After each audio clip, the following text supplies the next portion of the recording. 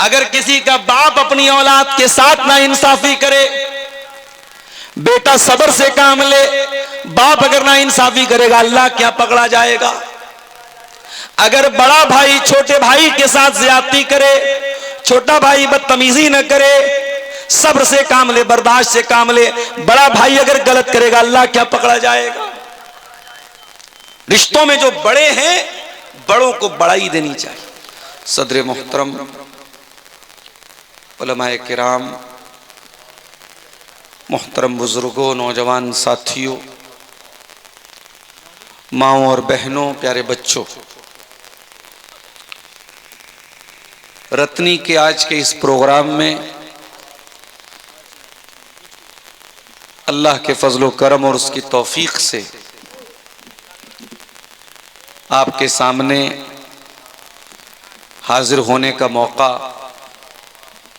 नसीब हुआ।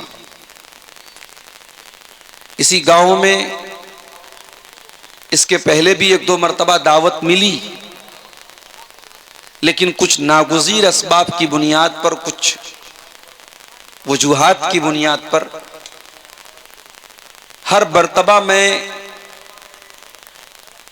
मजबूरी की वजह से प्रोग्राम में शामिल नहीं हो पाया। लेकिन आज का ये प्रोग्राम बड़ी कामयाबी के साथ अब तक चला और मुझसे पहले मौलाना हुसैन सलफी हफिज़हुल्लाह, जो इस जलसे का एक बुनियादी मकसद है मदरसे का ताउन, मदरसे का चंदा, उस काम को मौलाना ने बड़ी खूबी के साथ निभाया और आप हजरात ने बढ़ चढ़ करके उनका ताउन भी किया। मैं तमाम भाइयों और बहनों के हक में दुआ करता हूं जिन्होंने अपने अपने ताउन से मदरसे को नवाजा है। अल्लाह उनके चंदे को, उनके दान को, उनके खैरात को कबूल फरमाए और अल्लाह मजीद तौफीक अता फरमाए, आमीन। मेरे भाइयों, खुतबे मसनूना के बाद कुरान हकीम की एक छोटी सी सूरत मैंने आपके सामने पढ़ी है। ये वो सूरत है जो हम में से अक्सर लोगों को याद है, हम नमाज में पढ़ते भी हैं, लेकिन हम इन छोटी छोटी सूरतों के माना और मतलब पर गौर नहीं करते।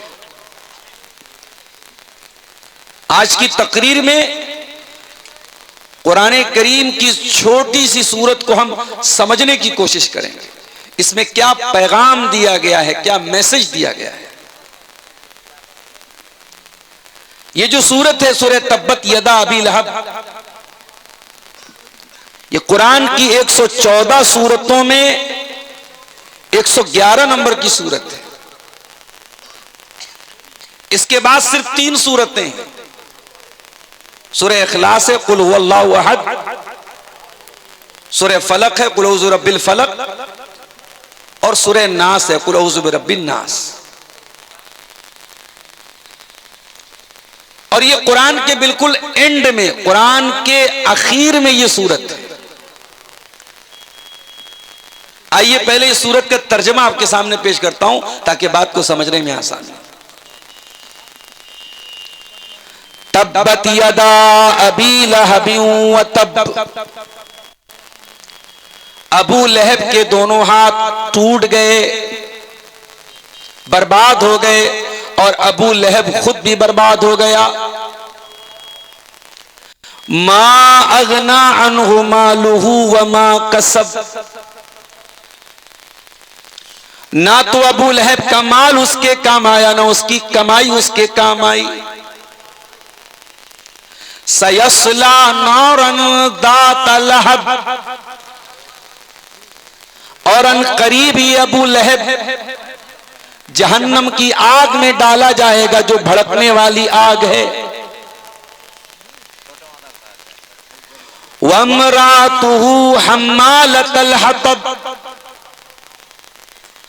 अबू लहब के साथ उसकी बीवी भी जहन्नम में जाएगी, जो लकड़ियों को उठाने वाली है। फी जीदिहा हब्लुम मिन मसद, और अबू लहब की बीवी की गर्दन में खजूर की छाल की रस्सी होगी। ये सूरत कब नाजिल हुई? अल्लाह के नबी सल्लल्लाहु अलैहि वसल्लम को जब अल्लाह ताला ने नबूवत अता की, आपको नबी बनाया गया और आप पर कुरान की एक आयत नाजिल हुई, वअन्ज़िर अशीरतकल अक़रबीन, ऐ नबी अपने रिश्तेदारों को, अपने करीबी लोगों को जहन्नम की आग से डराओ। अल्लाह के प्यारे नबी सफा की पहाड़ी पर चढ़े, अपने सारे खानदान के लोगों को इकट्ठा किया। सारे खानदान के लोग जब जमा हो गए, इकट्ठा हो गए, सारे लोगों को जमा करने के बाद आपने फरमाया कि ऐ लोगों, अगर मैं तुमसे ये कहूं कि इस पहाड़ के पीछे बहुत बड़ा लश्कर है जो तुम पर हमला करने वाला है, हल अंतुम मुसद्दिक़िया, तो क्या तुम मेरी बात का सत्यापन कर लोगे? क्या तुम मेरी बात को सच मानोगे? क्या तुम मेरी बात की तस्दीक करोगे? सारे लोगों ने बैक जुबान कहा, हाँ ऐ मोहम्मद, हम आपकी बात को सच मान लेंगे, क्योंकि आज तक हमने आपको झूठ बोलते हुए नहीं देखा है। मा जर्रबना का इल्ला सिद्का, हमने जब भी आपको देखा, आपको सच बोलते हुए देखा, कभी झूठ बोलते हुए नहीं देखा। इसलिए अगर आप ये बोलेंगे एक लश्कर हमला करने वाला है, हमें कोई डाउट नहीं, संदेह नहीं होगा, हम फौरन मान लेंगे। आपने फरमाया, ऐ मेरे खानदान के लोगों, ऐ मेरे दादा की औलाद, ऐ मेरे परदादा की औलाद, ऐ बनी हाशिम, ऐ बनी अब्द मनाफ, ऐ बनी अब्दुल मुत्तलिब, कान खोल करके सुन लो, मैं अल्लाह का आखिरी नबी हूं, मैं अल्लाह का अंतिम संदेशता हूं, लास्ट मैसेंजर हूं, आखिरी नबी हूं, ला इलाहा इल्लल्लाह का पैगाम लेके आया हूं। ये कलमा अपनी जबान से निकाल दो, एक अल्लाह की इबादत का इकरार कर दो, मैं गारंटी लेता हूं तुम कामयाब हो जाओगे। ऐ मेरे खानदान के लोगों, ला इलाहा इल्लल्लाह पढ़ दो, तुम कामयाब हो जाओगे। व तमलिकुल अरब वल अजम, और अरब व अजम के मालिक बन जाओगे। और अगर तुम मेरे ऊपर ईमान नहीं लाए, मैं बहुत बड़े अजाब की से तुमको डराने आया हूं, बहुत बड़ा अजाब तुम पर आने वाला है। नबी ने अपना मैसेज दे दिया, अपना संदेश दे दिया, लोगों ने चुपचाप सुन लिया, लोग जाने लगे। उन्हीं में एक आपका चचा अबू लहब भी था।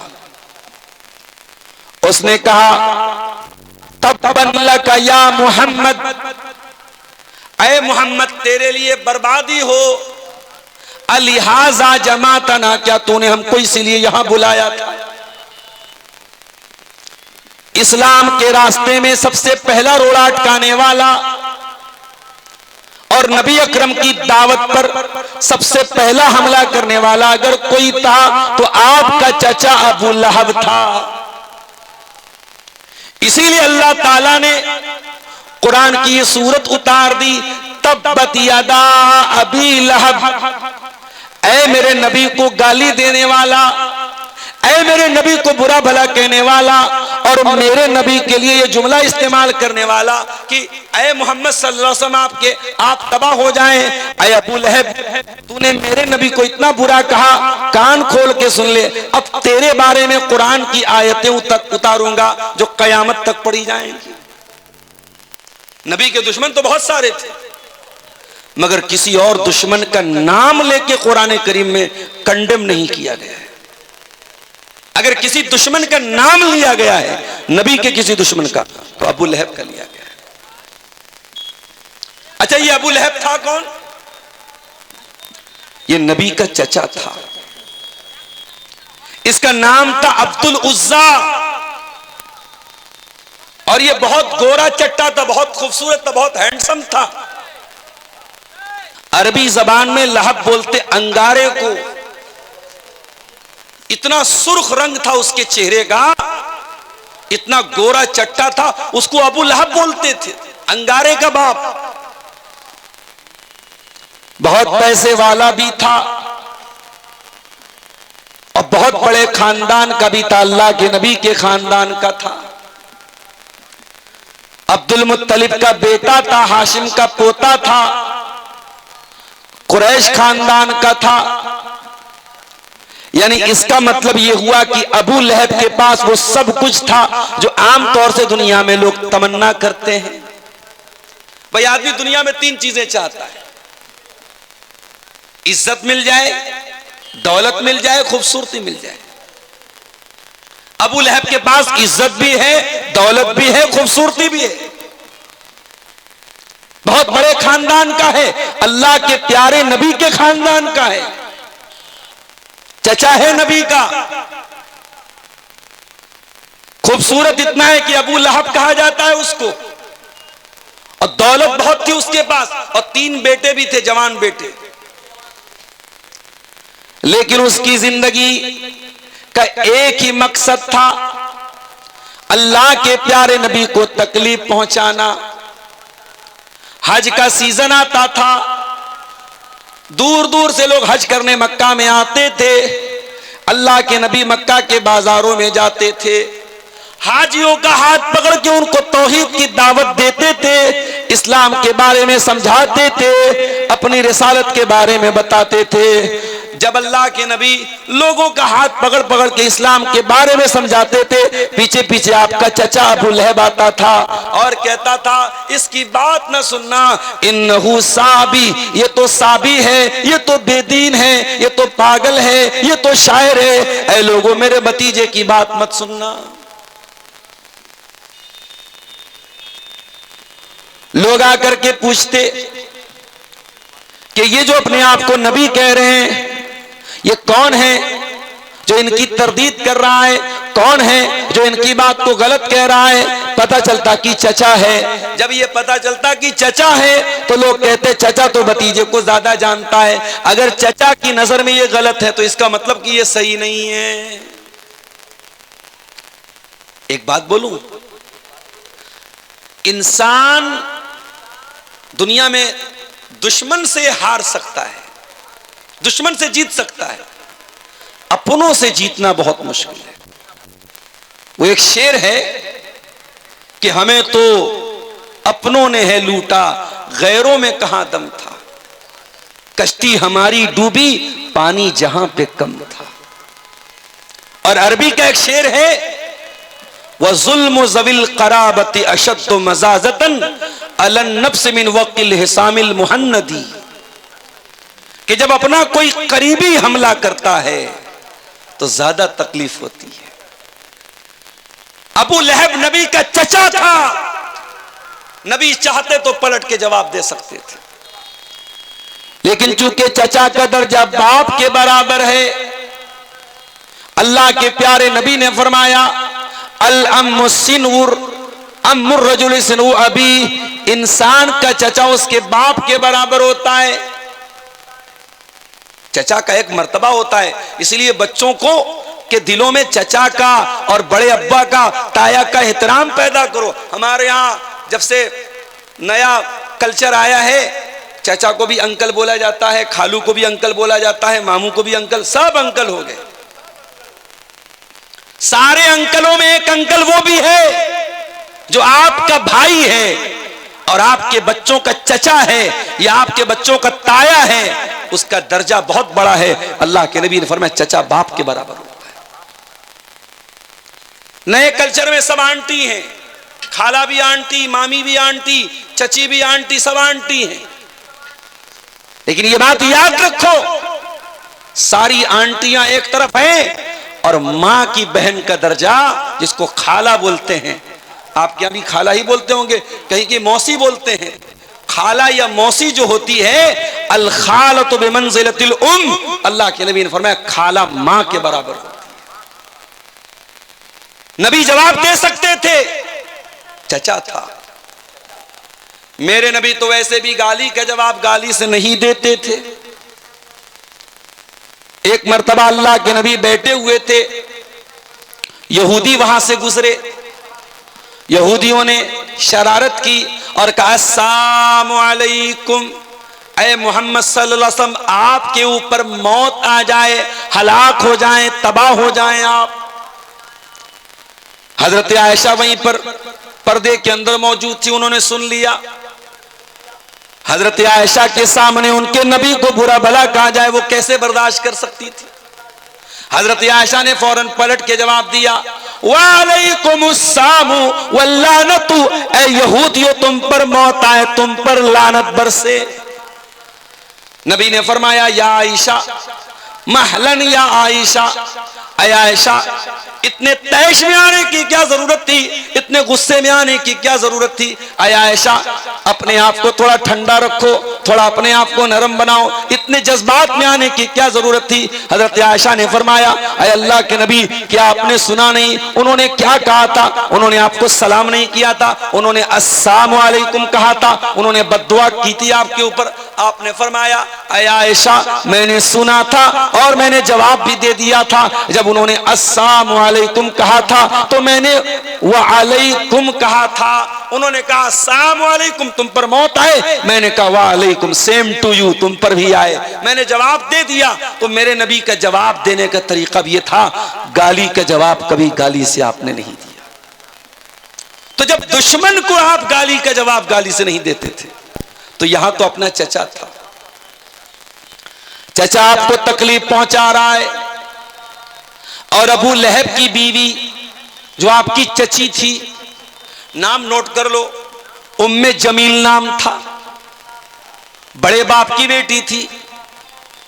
अबू लहब की बीवी थी, बहुत बड़े बाप की बेटी थी, कुरैश खानदान के बहुत बड़े खानदान की बेटी थी। वो इतने ऊंचे दर्जे पर होने के बावजूद अपने शौहर का साथ देती थी अल्लाह के नबी के साथ दुश्मनी करने में। जब अल्लाह के नबी कुरान सुनाते थे, जब अल्लाह के नबी दीन की बातें करते थे, तो ये इतनी कमबख्त थी, इतनी जालिम थी। ये कहती थी मुज़म्ममन आसैना व दीनहु कलैना, ऐ अपने आप को मोहम्मद कहने वाले, हम तुझे मोहम्मद नहीं मानते, हम तुझे मुज़म्मम मानते हैं। अल्लाह के नबी का नाम मोहम्मद था सल्लल्लाहु अलैहि वसल्लम। मोहम्मद मतलब जिसकी प्रशंसा की जाए, जिसकी तारीफ की जाए। इसलिए हमारे हिंदू भाइयों की किताबों में भी हमारे नबी का नाम नराशंस आया है। नराशंस मतलब वो नर जिसकी प्रशंसा की जाए। तो अल्लाह के नबी का नाम ऐसा था कि नाम ही से तारीफ झलकती थी। तो ये कमबख्त जो थी, ये नबी का नाम नहीं लेती थी, मोहम्मद नहीं कहती थी, मुज़म्मम कहती थी। मोहम्मद मतलब जिसकी तारीफ की जाए, और मुज़म्मम मतलब जिसकी बुराई की जाए, वो नबी को मुज़म्मम कहती थी। ये दोनों मियां बीवी नबी की दुश्मनी करते थे, इस्लाम की दुश्मनी करते थे, नबी को तकलीफें पहुंचाते थे। अल्लाह के नबी चचा का रिश्ता का लिहाज करते थे, और अल्लाह के नबी कभी पलट के जवाब भी नहीं देते थे। पता ये चला जब अपना कोई रिश्तेदार तकलीफ पहुंचाए और रिश्ते में वो बड़ा हो, तो रिश्ते का लिहाज रखा जाए, नजरअंदाज कर दिया जाए। अल्लाह के नबी ने तो जवाब नहीं दिया, मगर अल्लाह ने जवाब दिया और कुरान की ये सूरत उतार दी। पता ये चला कि नबी का हक बहुत बड़ा है। अगर अल्लाह के नबी को बुरा भला कहा जाए तो अल्लाह के नबी का डिफेंस करना चाहिए। अगर अल्लाह के नबी की शान पर हमला किया जाए, आपको गाली दी जाए, आपकी शान पर हमले किए जाएं, तो मुसलमान का कर्तव्य है, मुसलमान की जिम्मेदारी है, मुसलमान की रिस्पॉन्सिबिलिटी है कि वो अपने नबी का डिफेंस करे। बेगैरत है वो मुसलमान, बेहया है वो मुसलमान जिसके सामने उसके नबी को गाली दी जाए और गाली देने वालों को जाकर के वो इस्तेकबाल करे। इसी मुल्क में देखिए आप, सोशल मीडिया पर आपको ऐसे लोग भी मिलेंगे। एक वो औरत आजकल बड़ा चल रही है, कौन, इलाही करके उसका नाम है, बड़ी मर्दूद है वो औरत, खुलेआम इस्लाम के दुश्मनों से गले मिलकर के बातें करती है। एक कोई फैज खान साहब हैं, वो भी इस्लाम के दुश्मनों की सपोर्ट में और इस्लाम के खिलाफ बातें करते रहते हैं, और मीडिया ऐसे लोगों को बड़ा कवरेज देता है। आज के दौर का मीडिया, हमारे मुल्क का मीडिया, आप इस्लाम को चार गाली दे दीजिए, अल्लाह के नबी के बारे में कुछ बुरा भला कह दीजिए, जन्नत का मजाक उड़ा दीजिए, जहन्नम का मजाक उड़ा दीजिए, मीडिया आपको कवरेज देगा। यह बात याद रखो मेरे भाइयों, नबी की शान सबसे बड़ी है। अगर नबी की शान पर हमला हो तो आपका खून खौल जाना चाहिए, आपके जज्बात भड़क जाने चाहिए। मैं आपसे यह नहीं कहता आप कानून अपने हाथ में ले लें, आप कोई ऐसा काम करें जो कानून के खिलाफ हो, कतान नहीं, लेकिन हां नबी का कोई बुरा भला कहा जाए और आपको कोई फर्क ना पड़े, आपके माथे पर कोई बल ना आए, इसका मतलब कि ईमान की गैरत आपके अंदर से निकल रही है मेरे साथ। अल्लाह के नबी का मकाम बहुत बड़ा है। जब जब नबी के ऊपर हमला किया गया, नबी को बुरा भला कहा गया, अल्लाह ने कुरान में अपने नबी का डिफेंस किया। नबी को अल्लाह ताला ने 4 बेटियां दी और बेटे जो हुए सब बचपन में इंतकाल कर गए। इब्राहिम पैदा हुए बचपन में इंतकाल कर गए, कासिम पैदा हुए बचपन में इंतकाल कर गए, अब्दुल्ला पैदा हुए बचपन में इंतकाल कर गए। लोगों ने कहा अरे ये नबी, इनकी तो नस्ल ही आगे नहीं बढ़ेगी, इनकी तो कोई औलाद ही नहीं है, इनका तो कोई बेटा ही नहीं है, ये तो दुम कटे हुए हैं। लोगों ने नबी को दुम कटा हुआ कहा, इनकी तो दुम कटी है, इनका कोई बेटा नहीं है। अल्लाह ने कुरान में सूरह कौसर नाजिल कर दी, इन्ना आतैना कल कौसर, ऐ नबी हमने आपको कौसर अता किया है, हमने आपको बहुत ज्यादा भलाई अता की है, बहुत ज्यादा बरकत अता की है, बहुत ज्यादा खैर अता किया है। फसल्ली लिरब्बिका वनहर, ऐ नबी आप अपने रब के लिए नमाज पढ़िए और अपने रब के लिए कुर्बानी कीजिए। इन्ना शानियका हुवल अबतर, ऐ नबी आप दुम कटे नहीं है, आपकी नस्ल खत्म होने वाली नहीं है, आपके दुश्मन की नस्ल खत्म होने वाली है। नबी की नस्ल कहां खत्म है? कयामत की सुबह तक, जब तक दुनिया में एक भी मुसलमान मौजूद है, अशहदु अल्ला इलाहा इल्लल्लाह के साथ साथ आसमान में अशहदु अन्ना मुहम्मद रसूलुल्लाह की आवाज भी गूंजती रहेगी। नबी का नाम जब तक मुसलमान मौजूद है लिया जाता रहेगा। मेरे प्यारे साथियों, जब तक ये धरती है, जब तक ये आकाश है, जब तक ये चांद है, जब तक ये सितारे हैं, वरफ़अना लका ज़िक्रक, ऐ नबी हमने आपके जिक्र को बुलंद कर दिया, हमने आपकी शान को बुलंद कर दिया, नबी का नाम लिया जाता रहेगा। आज करोड़ों मुसलमान नबी पर जान छिड़कते हैं। आज अबू लहब को कोई नहीं जानता, अबू जहल को कोई नहीं मानता, आज इस्लाम के दुश्मनों का कोई नाम लेने वाला नहीं, लेकिन मेरे नबी पर जान छिड़कने वाले करोड़ों की तादाद में। तो अल्लाह ने अपने नबी का डिफेंस किया। अबू लहब अपने हाथों से पत्थर मारा करता था अल्लाह के नबी को। अल्लाह ने फरमाया तब्बत यदा अबी लहब व तब, ऐ मेरे नबी पर पत्थर मारने वाले अबू लहब, तेरे दोनों हाथ टूट जाएं, तेरे दोनों हाथ बर्बाद हो जाएं, जिन हाथों से तू मेरे नबी को तकलीफ पहुंचाया करता था। अच्छा, अबू लहब का नाम अब्दुल उज्जा था, लेकिन अल्लाह ने ओरिजिनल नाम बयान नहीं किया, अबू लहब बयान किया। ऐसा क्यों किया अल्लाह ने? यह बताने के लिए कि अबू लहब का नाम अबू लहब इसलिए पड़ा क्योंकि बहुत खूबसूरत था। लेकिन ये लोगों, अबू लहब को अल्लाह ताला जहन्नम की आग में डालेगा और जहन्नम की आग का अंगारा बन जाएगा। हकीकत में वो अबू लहब बन जाएगा, अंगारे का बाप बन जाएगा। नाम उसका कुछ और था, अब्दुल उज्जा नाम था, मगर कुरान में अल्लाह ने उसका ओरिजिनल नाम नहीं लिया, जो डुप्लीकेट नाम था, जो सरनेम था, जिस नाम से वो मशहूर था, वही नाम अल्लाह ताला ने कुरान में लिया। उसके बाद फरमाया मा अगना अन्हु मालुहु व मा कसब, ना तो अबू लहब का माल उसके काम आया, ना उसकी कमाई उसके काम आई। बहुत पैसे वाला था, लेकिन न कब्र में अल्लाह के अजाब से उसका पैसा उसको बचाएगा, न कयामत के दिन अल्लाह के अजाब से उसका माल उसको बचाएगा। ऐ रतनी वालों, माल कमाओ मना नहीं करता, पैसा कमाओ मैं मना नहीं करता, मगर याद रखो अगर तुमने ये पैसा मस्जिदों में खर्च नहीं किया, मदरसों में खर्च नहीं किया, यतीमों पर खर्च नहीं किया, गरीबों पर खर्च नहीं किया, ये पैसा कल आखिरत में तुम्हारे कोई काम नहीं आएगा। मरोगे सब बाल बच्चों के लिए छोड़ के जाओगे, 2 गज जमीन मिलेगी, उससे ज्यादा कुछ नहीं मिलेगा। और कब्र में मुनकर नकीर आएंगे तो नोटों की गड्डी नहीं दे पाओगे, खाली हाथ दुनिया से जाओगे।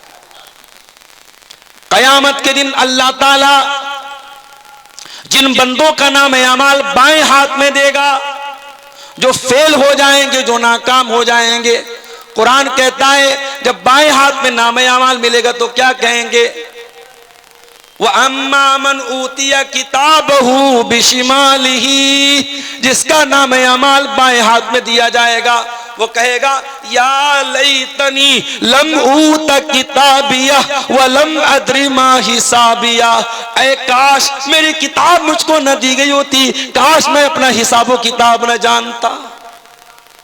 या लैतहा कानतिल काजिया, ऐ काश दुनिया में जो मौत आई थी उसी मौत पर मेरा काम तमाम हो गया होता। मा अगना अन्नी मालिया, मेरा माल मेरे किसी काम नहीं आया। कयामत के दिन आपका माल आपके कोई काम नहीं आएगा। अबू लहब का माल उसके कोई काम नहीं आया। वमा कसब, और उसकी कमाई उसके कोई काम नहीं। कमाई से क्या मुराद है, उलमा ने लिखा कमाई से मुराद बेटे हैं, उसके बेटे भी उसके कोई काम नहीं आए। 3 बेटे थे उसके, एक का नाम उतबा, एक का नाम उतैबा, एक का नाम मुअत्तब। उतबा उतैबा मुअत्तब 3 बेटे थे अबू लहब के, और उनमें से 2 बेटे अल्लाह के नबी के दामाद थे। रिश्ता तय हुआ था, शादी हुई थी, अभी रुखसती नहीं हुई थी। अल्लाह के नबी की मजली बेटी रुकैया और मजली से छोटी उम्मे कुलसूम, इन दोनों लड़कियों का निकाह तय हुआ था अबू लहब के 2 बेटों से, उतबा से उतैबा से। मगर जब कुरान की ये सूरत उतर गई तब्बत यदा अबी लहब, अबू लहब ने अपने बेटों से कहा तलाक दे दो, तलाक दे दिया उन दोनों ने। अभी रुखसती नहीं हुई थी, तलाक हो गई। अब बाद में जो उतबा था वो तो ईमान ले आया, वो सहाबी हो गए उतबा, और जो उतैबा था वो नबी का दुश्मन था, अपने बाप का साथ देता था। एक मर्तबा उसने अल्लाह के नबी के मुंह पर आके थूक दिया, अल्लाह के नबी ने बद्दुआ की, ऐ अल्लाह तो अपने कुत्तों में से कोई कुत्ता इसके ऊपर मुसल्लत कर दे। नबी ने बद्दुआ की, अल्लाहुम्मा सल्लित अलैहि कल्बन मिन किलाबिक, ऐ अल्लाह तू अबू लहब के इस बेटे के ऊपर अपने कुत्तों में से कोई कुत्ता मुसल्लत कर दे। अबू लहब का ये बेटा उतैबा मुल्क के शाम जा रहा था अपने दोस्तों के साथ, रास्ते में एक बहुत खतरनाक किस्म का शेर आ गया जिसने इसके ऊपर हमला किया। इसके दोस्तों की आंखों के सामने उस शेर ने इसको चीर फाड़ के मार दिया, खत्म कर दिया। इसके दोस्तों की हिम्मत भी नहीं हुई कि अपने दोस्त को जाके बचा सके। नबी की बद्दुआ का यह असर था, अल्लाह ताला ने शेर को भेजा और शेर चीर फाड़ के उसको खा गया, खत्म कर गया। तो 2 बेटे इसके ईमान लाए थे, उतबा और मुअत्तब, और उतैबा ईमान नहीं लाया था। और अबू लहब मरा कैसे था, उसको चर्म रोग हो गया था। एक बहुत खतरनाक बीमारी होती थी स्किन की, पूरे बदन में फोड़े निकल जाते थे, उसको आदसा बोलते थे। उसको आदसा की बीमारी हो गई। और जैसे कोरोना में हमने देखा कि बाप को कोरोना हुआ है और बेटे अपने बाप की लाश को छूने को तैयार नहीं। हमारे बनारस में गंगा घाट पे गैर मुस्लिम आते थे, अपने बाप की लाश छोड़ के चले जाते थे। कितने मुसलमानों ने उन गैर मुस्लिमों की आग को जाकर के चिता दी और उसको जलाया। आज कोरोना में हम वो जो हालात देख रहे थे, अबू लहब के साथ वही हालात। अबू लहब का इंतकाल हुआ, कोई बेटा छूने को तैयार नहीं बाप को। बदबू आ रही थी बहुत खतरनाक उसकी बॉडी से। बड़ी मुश्किल से जमीन में गड्ढा खोद के उसकी लाश को फेंका गया। ये अंजाम दुनिया में हुआ और आखिरत में इससे बुरा अंजाम होने वाला है। तब्बत यदा अबी लहब व तब, अबू लहब के दोनों हाथ टूट गए, अबू लहब बर्बाद हो गया। मा अगना अन्हु मालुहु व मा कसब, न उसका माल उसके काम आया, न उसकी कमाई उसके काम आई, न उसके बच्चे उसके काम आए। सयस्ला नारन ज़ातल लहब, और ये अबू लहब अन करीब ये जहन्नम में जाएगा, जहन्नम की आग में जाएगा। ज़ात लहब, जो भड़कने वाली है। अच्छा, आग का तो काम ही है भड़कना। अभी आप लोगों ने न्यूज देखी सऊदी अरब की, हैदराबाद के कुछ जायरीन एक बस में जा रहे थे, शायद मक्का से मदीना जा रहे थे वो, और बस जाकर के एक ऐसी गाड़ी से जाकर के टकरा गई जिसमें डीजल भरा हुआ था, और ऑन द स्पॉट बस के सारे मुसाफिरीन का इंतकाल हो गया। सब जल के मर गए, क्योंकि डीजल था सामने वाले। जब गाड़ी लड़ी है, डीजल जो है खतरनाक होता है, आग लगी, सब जल के मर गए। जब गाड़ी लड़ी है, ड्राइवर कूदा था, और ड्राइवर के से सटा हुआ ड्राइवर के बगल में एक लड़का जिसका नाम सलमान था, ड्राइवर ने उससे भी कहा तुम भी कूद जाओ, वो भी कूद गया, सिर्फ वही एक लड़का बचा, बाकी सब लोग मर गए उस हादसे में।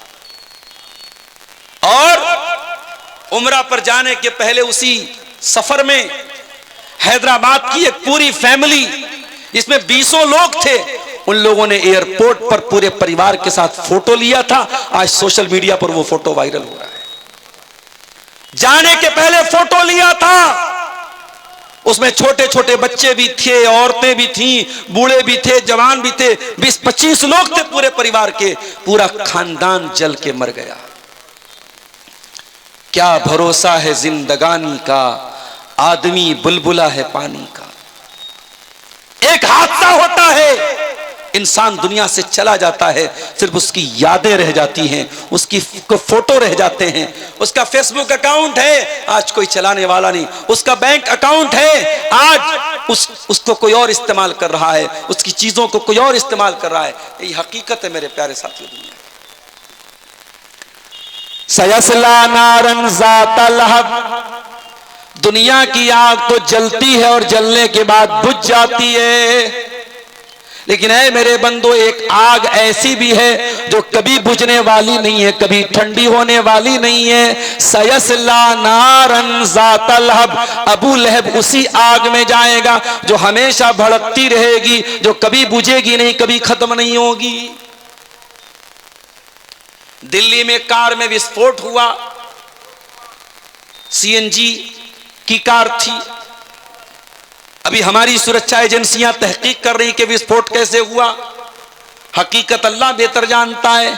लेकिन आप गौर कीजिए, जब आग लगती है दुनिया में और कोई जलता है, एक बार जलता है, एक बार उसकी चमड़ी जलती है, उसके बाद या तो वो मर जाता है या बच जाता है। जलने की तकलीफ एक बार होती है, मगर जहन्नम की आग दुनिया की आग से ज्यादा खतरनाक होगी। वो सीएनजी की आग नहीं होगी, वो डीजल की आग नहीं होगी। फरमाया या अय्युहल्लज़ीना आमनू कू अनफुसकुम व अहलीकुम नारा, ऐ ईमान वालो, बचाओ अपने आप को और अपने घर वालों को उस आग से जिसका ईंधन इंसान और पत्थर होंगे, जो सीएनजी से नहीं जलेगी, जो डीजल से नहीं जलेगी, जो एलपीजी से नहीं जलेगी, जो पेट्रोल से नहीं जलेगी, जो इंसानों से जलेगी, जो पत्थरों से जलेगी। दुनिया में एक बार जलने की तकलीफ होगी, जहन्नम में बार बार जलाया जाएगा। कुल्लमा नज़िजत जुलूदुहुम बद्दलनाहुम जुलूदन गैरहा, ऐ जहन्नमियों, तुम्हारी चमड़ी एक बार जलेगी, हम दोबारा नई चमड़ी चढ़ा देंगे ताकि बार बार तुम्हें जलने की तकलीफ हो, जो तुमको जो जलने का जो दर्द होता है वो बार बार तुमको दिया जाए। ऐ जहन्नमियों, एक बार जलोगे तो तकलीफ होकर के खत्म हो जाएगी, बार बार जलाया जाएगा, बार बार तुमको तकलीफ दी जाएगी। ओ दुनिया वालों, हम दुनिया की आग से अपने आप को बचाते हैं। हमारे बदन में कहीं चिंगारी लग जाए, जरा सा आग से जल जाए, हम फौरन उस पर मलहम लगाते हैं, ऑइंटमेंट लगाते हैं, कोई ऐसी चीज लगाते हैं कि जलने का निशान न रहे, जलने की तकलीफ खत्म हो जाए। मेरे प्यारे भाइयों, तुम दुनिया की आग में, दुनिया के गर्म पानी का अगर एक बूंद तुम्हारे हाथ पे गिर जाए तुम बर्दाश्त नहीं कर पाते हो। तुम जहन्नम का खौलता हुआ पानी और जहन्नम की आग कैसे बर्दाश्त करोगे मेरे प्यारे साथियों। इसीलिए अल्लाह कुरान में कहता है इन जहन्नम कानत मिरसादा, ऐ मेरे बंदो जहन्नम इंतजार कर रही है, जहन्नम घात लगा के बैठी है, अपने आप को जहन्नम की आग से बचा लो। दुनिया की आग से 70 गुना ज्यादा खतरनाक होगी जहन्नम की आग। सयस्ला नारन ज़ात लहब, अल्लाह कुरान में कह रहा है अबू लहब जहन्नम में जाएगा। अच्छा, यहां एक पॉइंट की बात बताऊं, यह सूरत कब नाजिल हुई? अबू लहब की जिंदगी में नाजिल हुई। अबू लहब अभी जिंदा है, मौजूद है, बाकी है, और कुरान की यह आयत उतर के क्या कह रही है? अबू लहब जहन्नम में जाएगा। इसका मतलब यह हुआ कि अल्लाह ताला मुहर लगा रहा है, अबू लहब ईमान नहीं लाएगा, उसका इंतकाल, उसकी मौत कुफ्र पर होगी।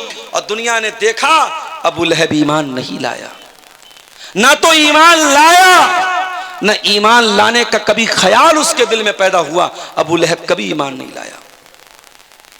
इसका मतलब यह हुआ कि कुरान की आयत अल्लाह ताला के कलाम होने की दलील है। कुरान की आयत बता रही है कि कुरान अल्लाह का कलाम है। कुरान जो बात कह रहा है 100% सच्ची साबित हो रही है। कुरान ने कहा कि अबू लहब जहन्नम में जाएगा, तो वाकई में अबू लहब जहन्नम में जाएगा, क्योंकि अबू लहब ईमान नहीं लाया, कुफ्र के ऊपर उसका खात्मा हुआ। अच्छा, अबू लहब कौन था? नबी का चचा था। आज हमारे यहाँ बिरादरी पर बड़ा नाज होता है। आपके यहाँ तो एक ही बिरादरी है, शेरशाबादी है, सुरजापुरी है। हमारे यहाँ अंसारी हैं, शेख हैं, सिद्दीकी हैं, फलाने हैं, डकाने, बड़ी बिरादरी हमारे यूपी और जो है उधर उत्तर प्रदेश में चलती है। बिरादरी पर बड़ा नाज है। साहब हम तो सैयद हैं। सैयद कौन है? रसूल के खानदान के। शराब पियो, जिना करो, दाढ़ी मुंडाओ, औरतें बेहयाई करे, सैयद हैं हम तो रसूल के खानदान के। याद रखो मेरे प्यारे साथियों, ईमान नहीं लाया तो अबू लहब जो नबी का चचा था वो जहन्नम में गया। हजरत नूह अलैहिस्सलाम का बेटा अपने बाप पर ईमान नहीं लाया तो वो भी दुनिया में डूबा और आखिरत में भी डूबेगा। पैगंबर थे नूह अलैहिस्सलाम, 950 साल तक अल्लाह ताला के दीन की तबलीग करते रहे, मगर अपने बेटे को नहीं बचा पाए। बगावत पर हो आमादा तो डूबे नूह का बेटा, बगावत पर हो आमादा तो डूबे नूह का बेटा, यहां नामो नसब की बरतरी से कुछ नहीं होता। तू है कौन? मेरा बाप बहुत अच्छा था। अल्लाह क्या ये नहीं पूछा तेरा बाप कैसा था? अल्लाह क्या ये पूछा जाएगा तू कैसा है? तेरा ईमान है कि नहीं? तेरा अकीदा सही है कि नहीं? तेरा कैरेक्टर सही है कि नहीं? तेरा अमल सही है? तेरा पूछा जाएगा, तेरे बाप का नहीं पूछा जाएगा। बाप पे नाश करना बंद कर दो, खानदान पे नाश करना बंद कर दो मेरे साथी। अबू लहब कौन? नबी का चचा, अब्दुल मुत्तलिब का बेटा, हाशिम का पोता, और जहन्नम की आग में जल रहा है। इसीलिए हजरत अली रजी अल्लाह तआला अन्हु कहते हैं फला तत्रुकी तक़वत्ती कालन अलन नसब, इंसान की कीमत उसके अखलाक से होती है। ऐ लोगों, तुम हसब और नसब पर भरोसा करके, खानदान पर भरोसा करके, बिरादरी पर भरोसा करके अल्लाह से डरना न छोड़ना, तकवा न छोड़ना। फ़क़द रफ़अल इस्लामु सलमाना फ़ारसिन, इस्लाम ने ईरान के रहने वाले, फारस के रहने वाले सलमान फारसी के मकाम को बढ़ा दिया।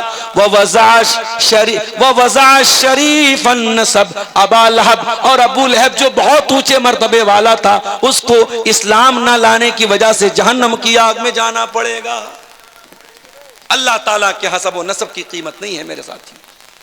अल्लाह की कीमत अखलाक की, अल्लाह की कीमत अकीदे की, अल्लाह की कीमत अमल की। सयस्ला नारन ज़ात लहब, अबू लहब जहन्नम की आग में डाला जाएगा। और बड़े गौर से सुनना मेरे भाइयों, वमरातुहु हम्मालतल हतब, और अबू लहब जब जहन्नम में जाएगा तो अकेला नहीं जाएगा, अपनी बीवी के साथ जाएगा। उसकी बीवी भी जहन्नम की आग में जाएगी। पता ये चला, अगर अबू लहब करेला था तो उसकी बीवी नीम चढ़ी थी। कहते ना, एक तो करेला ऊपर से नीम चढ़ा। अगर शौहर बुरा है तो कभी कभी बीवी नेक होती है तो शौहर को सुधार देती है, मगर यहां एक तो करेला ऊपर से नीम चढ़ा था, शौहर भी गड़बड़, बीवी भी गड़बड़। इसलिए जब रिश्ता तय करने जाओ तो बहुत सोच समझ के रिश्ता तय करो।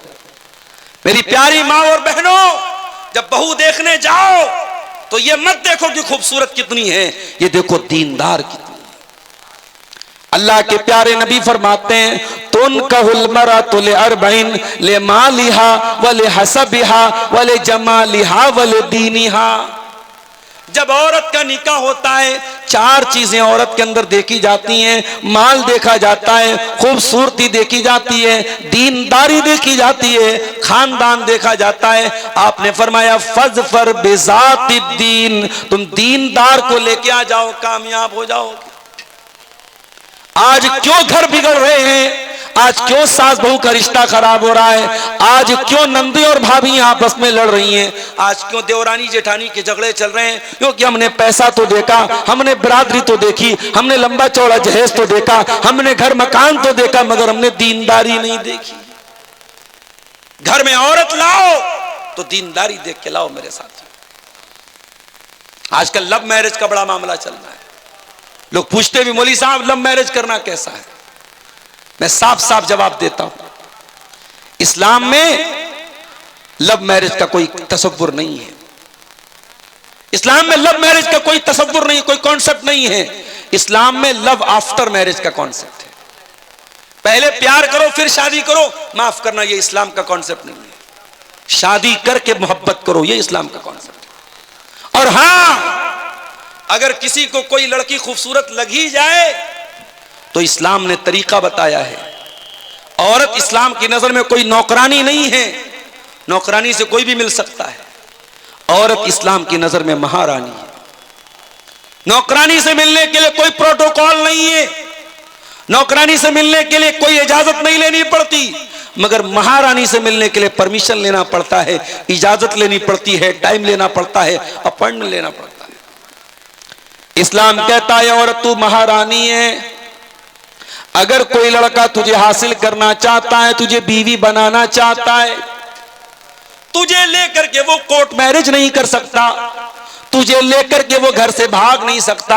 अगर भागेगा तो जिना माना जाएगा, कोर्ट मैरिज करेगा तो हराम माना जाएगा। ऐ औरत तू महारानी है, और महारानी को पाने के लिए उसके पीए से मिलना पड़ता है। ऐ औरत, अगर तुझसे किसी को शादी करना है तो तेरे बाप से मिल करके रिश्ता भेजना पड़ेगा, तेरे भाई से मिलकर के रिश्ता भेजना पड़ेगा, प्रॉपर चैनल से आना पड़ेगा, बैक डोर से नहीं आना पड़ेगा।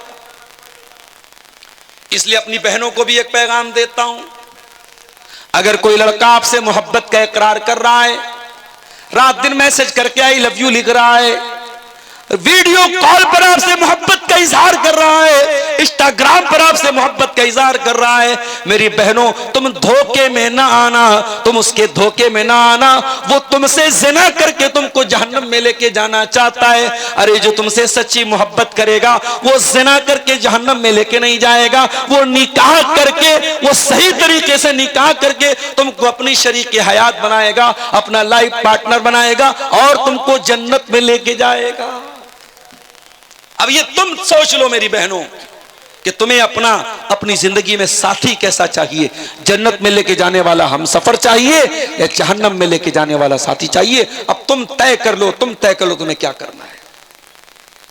अबू लहब बर्बाद हुआ और उसकी बर्बादी के पीछे उसकी ये बीवी का भी रोल था।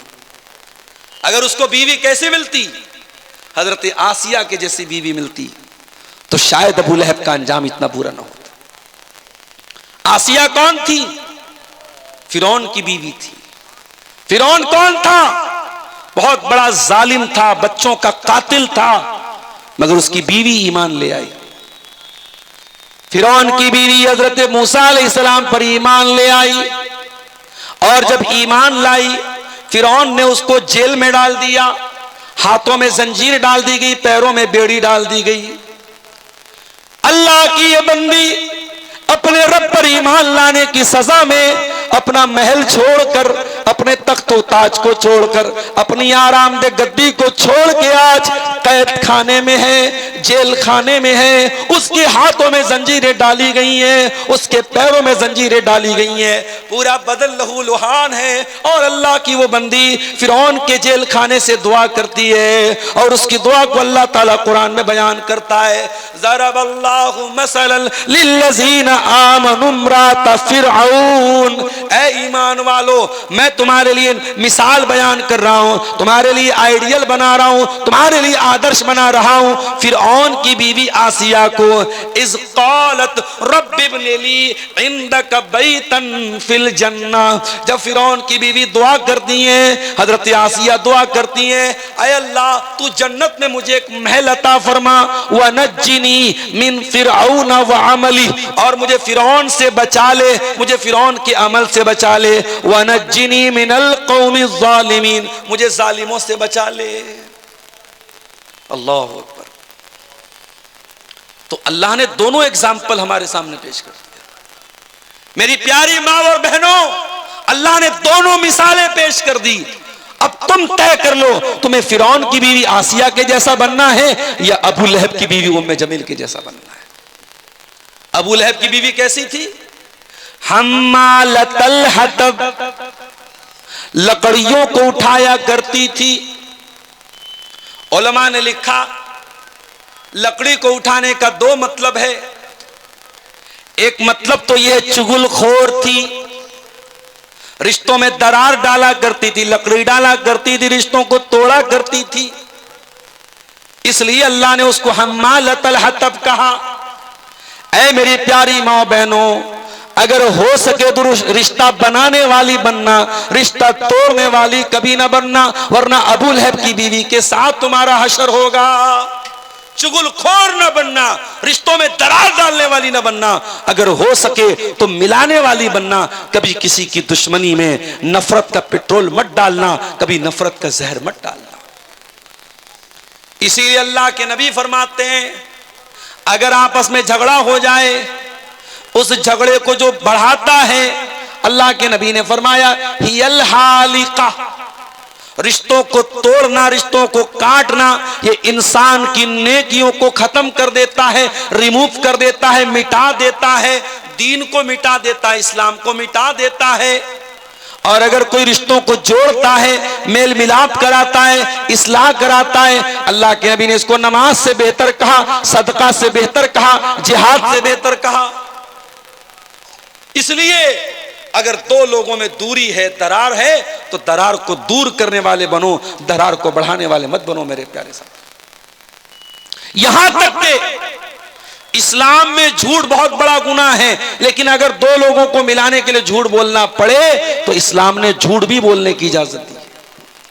अल्लाह के प्यारे नबी सल्लल्लाहु अलैहि वसल्लम फरमाते हैं, लैसल कज़्ज़ाबुल्लज़ी युस्लिहु बैनन्नास, जो लोगों के बीच में सुलह कराता है, अगर वो झूठ भी बोलते तो उसका झूठ झूठ नहीं लिखा जाएगा, वो झूठा नहीं है जो सुलह कराने के लिए झूठ बोले। तो अबू लहब की बीवी कैसी थी? हम्मालतल हतब, लकड़ी लगाने वाली थी, लकड़ी उठाने वाली। एक मतलब तो यह है इस आयत का। और दूसरा मतलब क्या है? अबू लहब की बीवी लकड़ियां इकट्ठा करती थी, कांटे इकट्ठा करती थी और अल्लाह के नबी के रास्ते में बिछा दिया करती थी, नबी को तकलीफ पहुंचाया करती थी। इसीलिए कुरान जब उसका नाम लेता है, कुरान जब उसका जिक्र करता है तो क्या कहता है, वमरातुहु हम्मालतल हतब, अबू लहब की बीवी भी जहन्नम में जाएगी जो लकड़ी इकट्ठा करने वाली थी। अबू लहब की बीवी के पास एक बहुत बड़ा हार था, हार समझते ना, हार, नेकलेस, मोतियों का हार था। वो इतनी कमबख्त थी, उसने अपने मोतियों के हार को बेच दिया और कहा कि इसको बेच करके मैं इस्लाम के खिलाफ इस्तेमाल करूंगी, मोहम्मद रसूलुल्लाह के खिलाफ इस्तेमाल। अल्लाह अकबर। जब नबी चंदे की अपील करते थे, औरतें अपने जेवरात भेजती थी इस्लाम की मदद करने के लिए। और ये देखो कितनी जालिम औरत थी, ये अपना मोतियों का हार क्यों बेच रही है, इस्लाम के खिलाफ इस्तेमाल करने के लिए, अल्लाह के नबी के खिलाफ इस्तेमाल करने के लिए। कुरान कहता है फी जीदिहा हब्लुम मिन मसद, ऐ अबू लहब की बीवी, तूने अपने गले के हार को इस्लाम के खिलाफ इस्तेमाल किया था, तूने मोहम्मद रसूलुल्लाह के खिलाफ इस्तेमाल किया था।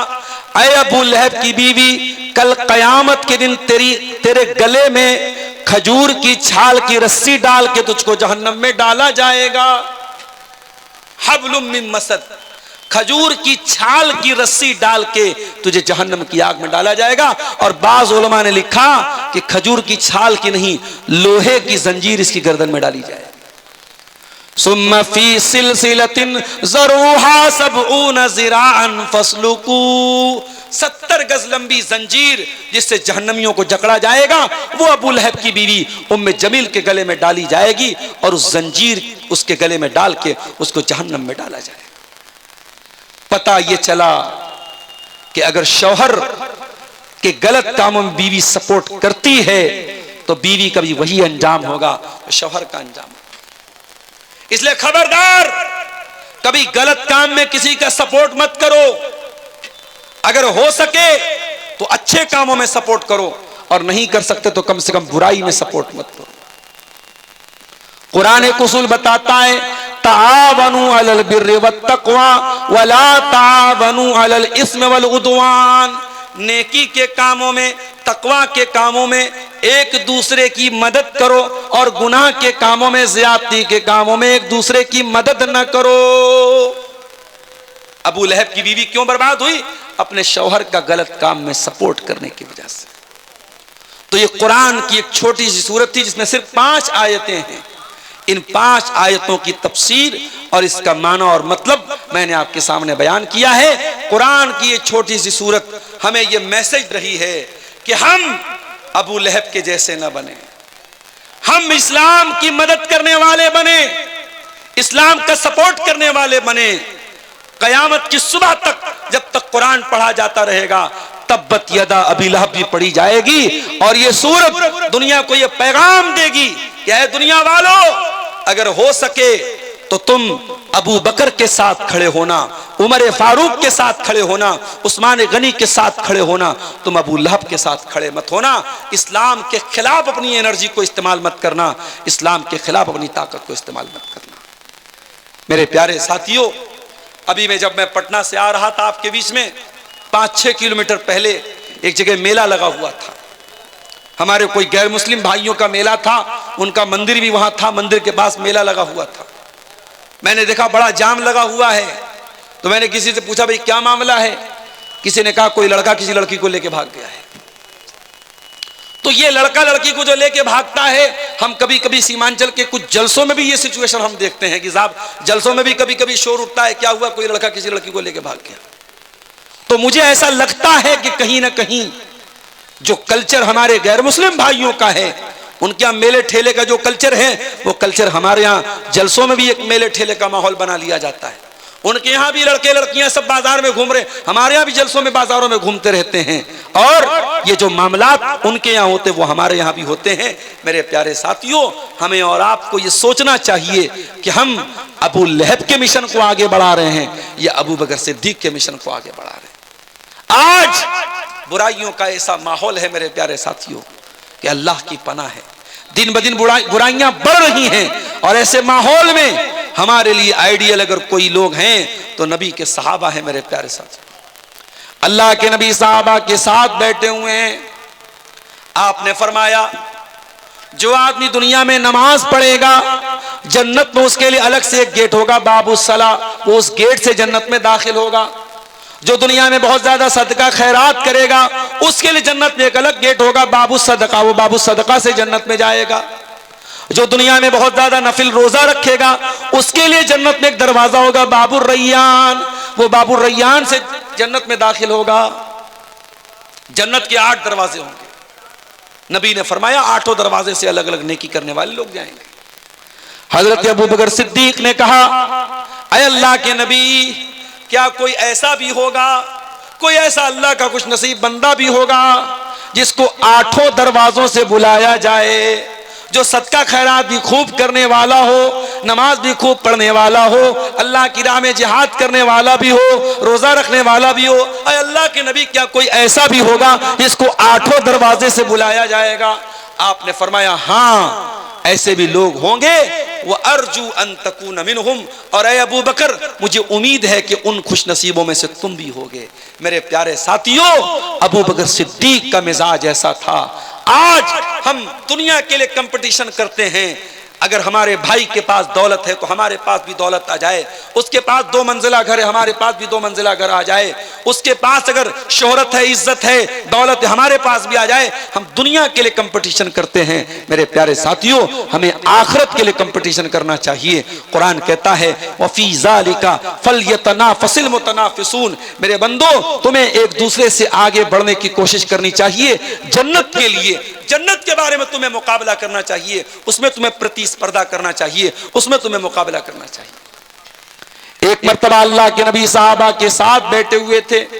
हजरत अबू बकर सिद्दीक रज़ी अल्लाह तआला अन्हु भी मौजूद थे। आपने पूछा, मन अतमा मिनकुमुल यौम मिस्कीना, कौन है तुम में से जिसने आज किसी गरीब को खाना खिलाया है? हजरत अबू बकर सिद्दीक ने हाथ उठाया, कहा अल्लाह के नबी, मैंने आज एक गरीब को खाना खिलाया है। फिर आपने फरमाया मन अस्बह मिनकुमुल यौम साइमन, कोई है तुम में से जो आज रोजा रख के आया है? अबू बकर सिद्दीक ने अपना हाथ उठाया, अल्लाह के नबी, आज मैं रोजे की हालत में हूं। फिर आपने पूछा मन आदा मिनकुमुल यौम मरीजा, क्या कोई ऐसा भी है जो किसी मरीज की अयादत करके आया हो? अबू बकर सिद्दीक ने हाथ उठाया, कहा हाँ अल्लाह के नबी, मैंने एक मरीज की अयादत भी की है। फिर आपने पूछा क्या कोई ऐसा भी है जिसने किसी मुसलमान के जनाजे में शिरकत की हो? फिर अबू बकर सिद्दीक का हाथ उठा, हाँ अल्लाह के नबी, मैंने एक मुसलमान के जनाजे में भी शिरकत की है। जरा गौर करो मेरे प्यारे साथियों, अल्लाह के प्यारे नबी नेकी का नाम लेते चले जा रहे हैं और हर नेकी पर अपना हाथ उठा रहे हैं। हजरत अबू बकर सिद्दीक रज़ी अल्लाह तआला अन्हु, और यही वो अबू बकर सिद्दीक हैं। नबी ने फरमाया, ऐ अबू बकर, तुमने इतने सारे नेकी के काम किए हैं, ये सारे नेकी के काम अगर एक दिन में 24 घंटे में अगर कोई एक आदमी करता है वो जरूर जन्नत में जाएगा। मेरे प्यारे साथियों, ये अबू बकर सिद्दीक हैं। मैं अबू बकर सिद्दीक का नाम इसलिए ले रहा हूं, मैं दोनों एग्जाम्पल आपके सामने पेश कर रहा हूं, एक नबी का चाहने वाला, एक नबी से दुश्मनी करने वाला। एक अबू बकर जो जिंदगी में भी नबी के साथ थे और इंतकाल भी नबी के साथ इंतकाल के बाद भी वहीं पे दफन हैं और कयामत के दिन नबी के साथ रहेंगे। और एक अबू लहब है जो दुनिया में जलील होकर के कुत्ते की मौत मरा और आखिरत में भी जहन्नम की आग में डाला जाएगा। मेरे प्यारे साथियों, अब हमें और आपको तय करना है हमें कौन सा किरदार अपनाना है, हमें कौन सा कैरेक्टर अपनाना है। हमें अबू बकर सिद्दीक वाला कैरेक्टर अपनाना है या अबू लहब वाला कैरेक्टर अपनाना है। और हमारी माँ बहनों को भी तय करना चाहिए कि उन्हें हजरत मरियम का कैरेक्टर अपनाना है, हजरत आसिया का अपनाना है या उम्मे जमील का अपनाना है, फिरौन की बीवी का अपनाना है।